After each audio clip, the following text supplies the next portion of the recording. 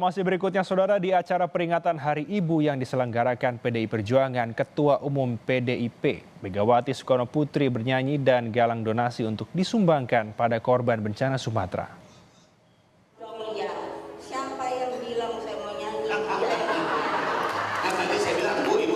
Tak ingin suaranya didengar gratis, Megawati menantang kader PDIP yang hadir melipat gandakan jumlah donasi.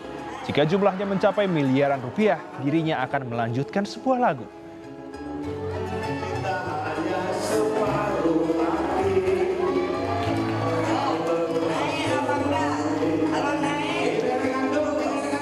Bahkan Mega meminta Gubernur Jakarta Pramono Anung untuk menyumbang 2 miliar rupiah. Dana yang terkumpul ini nantinya akan disalurkan bagi korban bencana banjir dan longsor di Sumatera.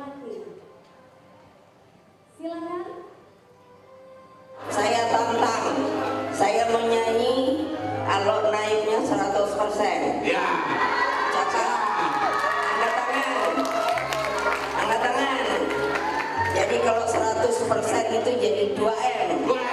Ayo, siapa yang mau? Kalau tidak bisa sampai itu, Ketua Umum memerintahkan Gubernur DKI untuk nyumbangnya 2M.